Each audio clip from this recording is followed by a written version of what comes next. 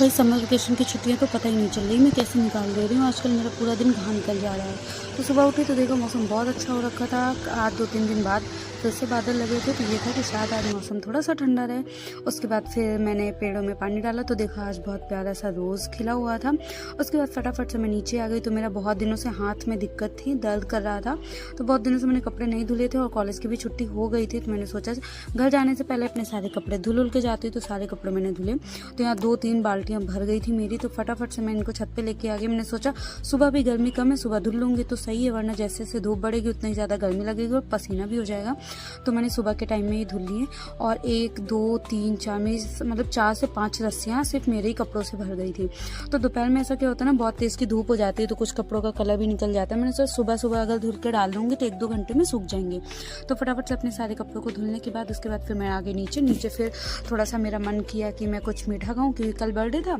उसमें भी मैं केक नहीं खा पाई और उससे मन नहीं भरा तो मैं फिर से गई भाटिया बेकरी, वहाँ से ले आई मैं अपनी ये फेवरेट पेस्ट्री वाली, मुझे बहुत ज़्यादा पसंद है। उसके बाद फिर मैंने देखा मेरे एलोवेरा ना कई दिनों से मैंने पानी नहीं दे पाई थी इनको, तो बिल्कुल सूख रहे थे। आप देख सकते हैं मिट्टी इसकी बिल्कुल सूखी हो रखी है। तो गलती मेरी, ऐसे में ही तो पेड़ सूख जाएंगे। तो मैंने बिना किसी देरी के मैंने सोचा फटाफट से पानी डाल दूँ, वरना जैसे मैं 2 दिन से सोच रही थी ना कल डाल दूँगी कर के निकल जा रहा था। मैंने फटाफट से अपने दोनों एलोवेरा में पानी डाला। उसके बाद सारे झाड़ू पोछा करके सब कुछ करके मैं फ्री हो गई। तो फिर मुझे लग गई प्यास, फिर मैं नीचे गई, भाभी से बर्फ़ लेके आ गई। और इसको तोड़ना तो भाई मेरे लिए सबसे बड़ा ही टास्क होता है। इसको मतलब तोड़ने मुझे 10 मिनट लग जाते हैं, खटाखट करके मेरे को तोड़ना पड़ता है। उसके बाद फिर ये देखिए ये मेरे मेयोनीज़, मैं अकेले के लिए ऐसा छोटा ही पाउच लेके आती हूँ क्योंकि इतना इनफ चल जाता है। तो मैंने 21 डेज़ का चैलेंज का जब से फॉलो किया है तब से कुछ भी अनहेल्दी नहीं खा रही हूँ। इसकी एक्सपायरी 18 मई थी, अभी जून चल रहा है। तो मैं चाहती थी उसको खा सकती थी लेकिन मैंने नहीं खाया, एक्सपायर हो गया। फिर मेरे को इसे फेंकना ही पड़ा। उसके बाद फिर मैंने थोड़ा सा ग्लूकॉन डी पिया क्योंकि अब मेरे को तो चाहिए होता, आप लोगों को पता ही चल गया होगा मेरे व्लॉग्स देख के। उसके बाद फिर मैं गई कॉलेज, आज कॉलेज जाना था किसी काम से।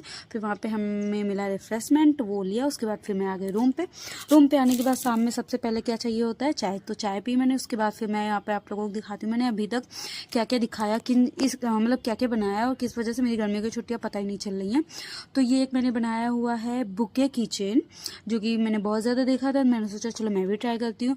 फिर क्रोशिया के मैंने ईयररिंग्स बनाए हैं, मुझे तो काफ़ी अच्छे लगे। अगर आप लोगों को अच्छे लगे तो प्लीज़ कमेंट में ज़रूर बताना। फिर ये है ट्यूलिप हेयर टाई, ये भी मुझे काफ़ी अच्छा लगा था तो मैंने ये एक बनाया। उसके बाद ये हेड बैंड है या हेयर बैंड बोलो, ये बालों पे भाई बहुत ही अच्छा लुक देता है, मतलब ओपन हेयर्स पे वाओ अमेजिंग लगता है। फिर मेरा ये ईयरबड्स पाउच भी रेडी हो गया तो इसको भी मैंने रख दिया। उसके साथ में मैंने बनाया था स्पेक्स पाउच। उसके बाद फिर मैं आगे शाम में छत पे टहलने के लिए, मैं आपको सनसेट का व्यू दिखाने के लिए देखो कहाँ चढ़ी हूँ। तो वीडियो अच्छा लगा तो प्लीज़ लाइक करिए।